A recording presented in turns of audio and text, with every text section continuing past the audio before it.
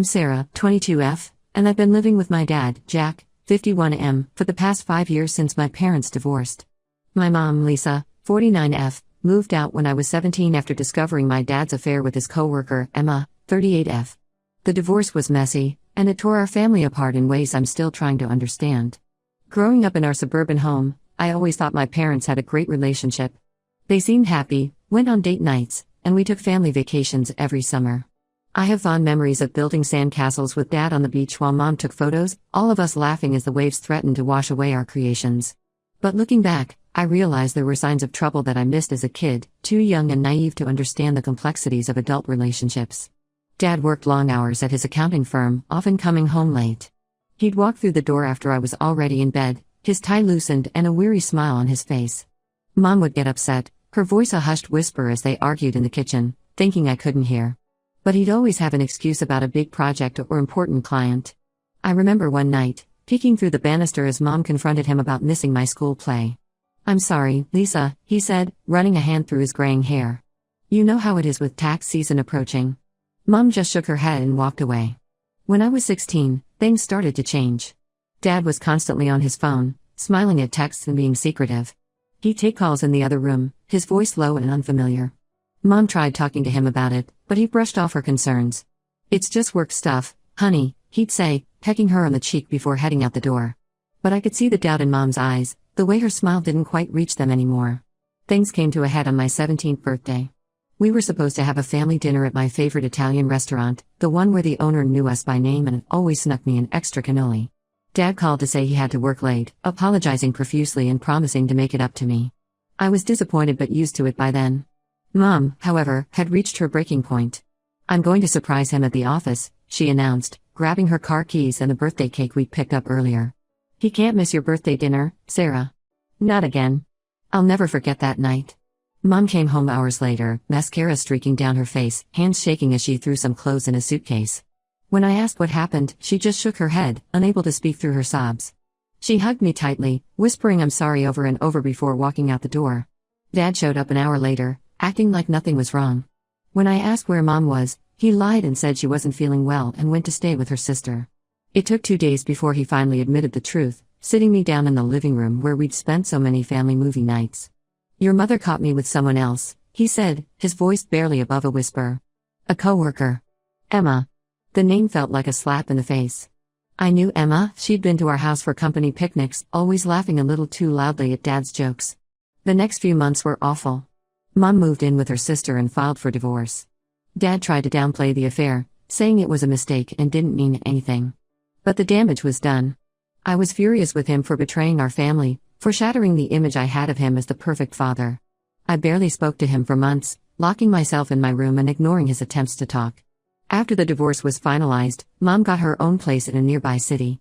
She asked if I wanted to live with her, but despite everything, I decided to stay with Dad. Part of it was practical. I was about to start college locally and didn't want to transfer schools. But there was also a part of me that didn't want to abandon him completely, even if I was still angry. Maybe it was the memories of the dad who taught me to ride a bike and checked under my bed for monsters, or maybe it was just the fear of more change in my already upended life. For the past 5 years, Dad and I have slowly rebuilt our relationship. It hasn't been easy, and there have been plenty of setbacks. There were nights of tense silences over dinner, awkward attempts at small talk that felt forced and unnatural. But gradually, things started to improve. He tried to make amends, spending more time with me and being more open about his feelings. We started having weekly movie nights again, though it felt strange with just the two of us on the couch where our family of 3 used to sit.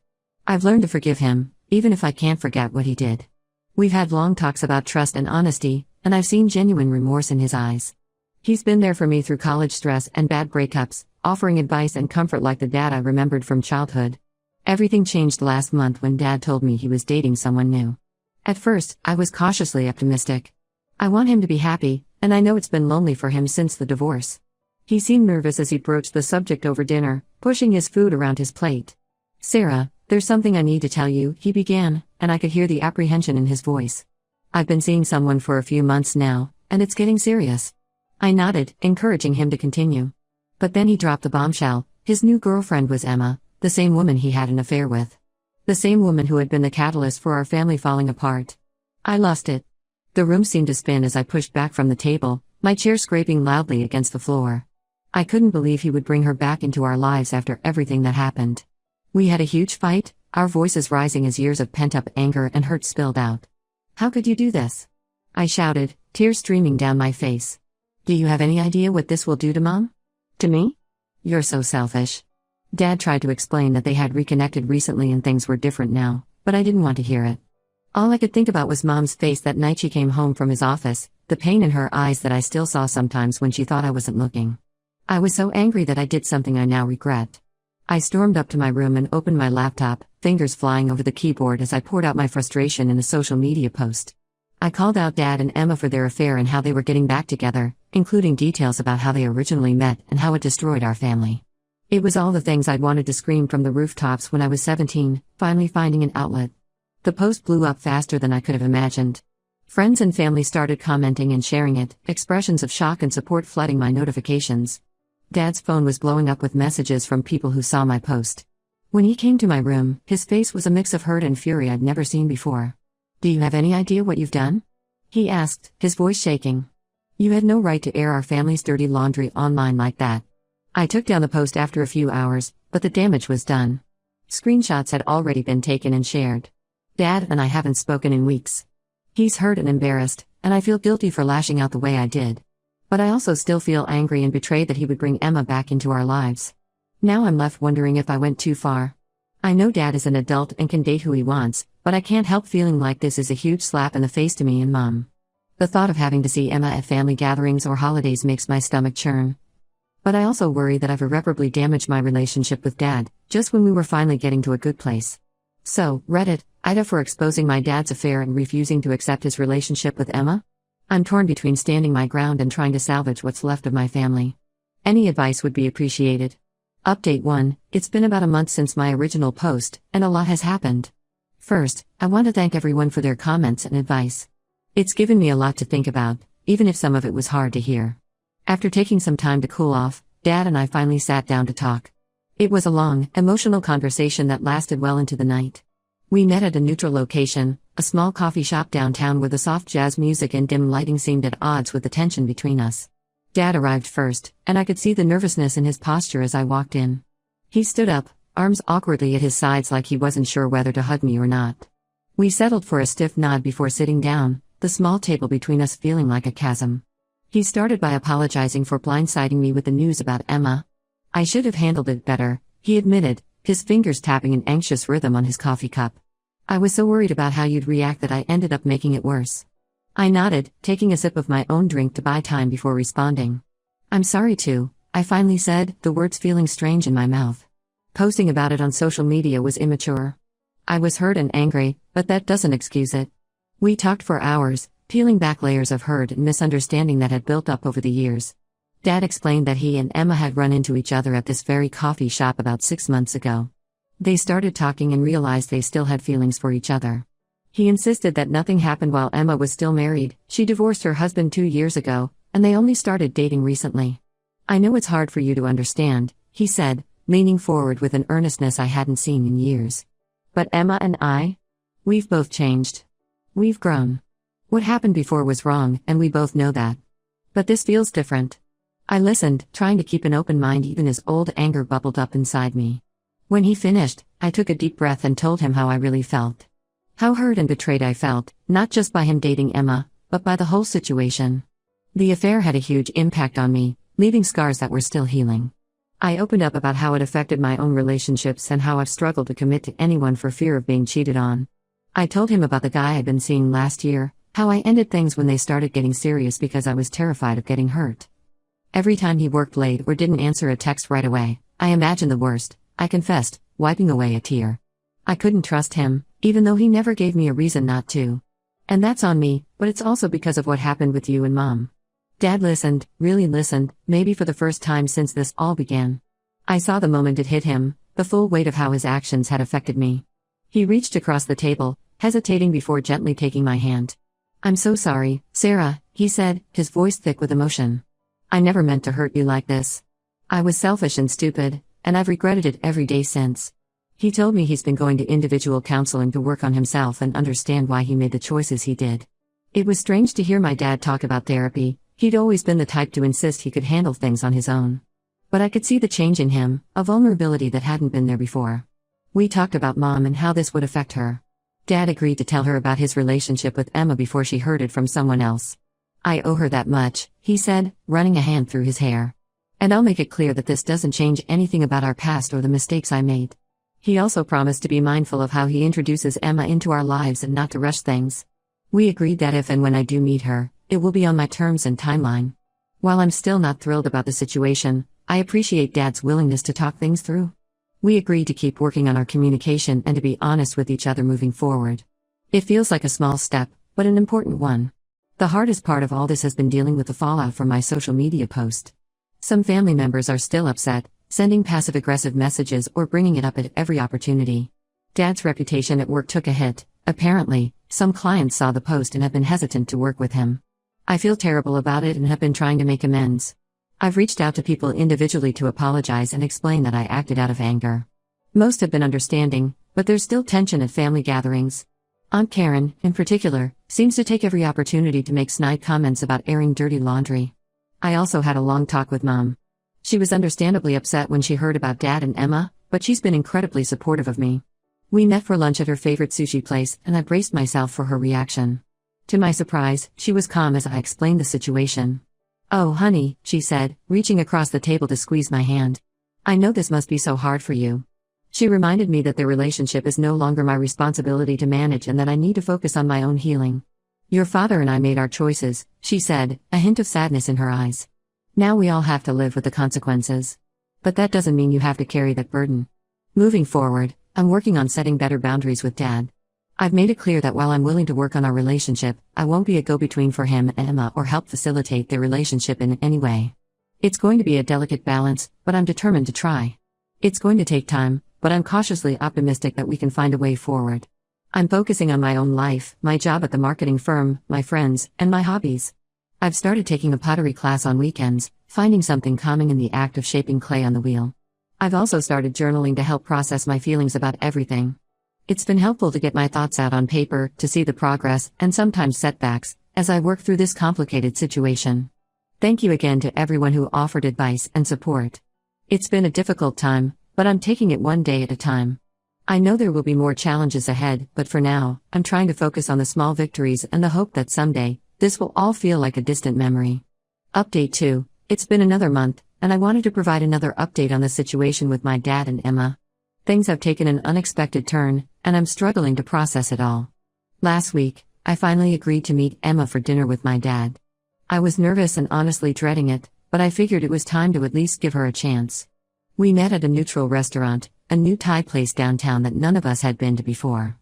I arrived first, my stomach in knots as I waited at the table, fidgeting with my napkin. When Dad and Emma walked in, I felt a rush of conflicting emotions.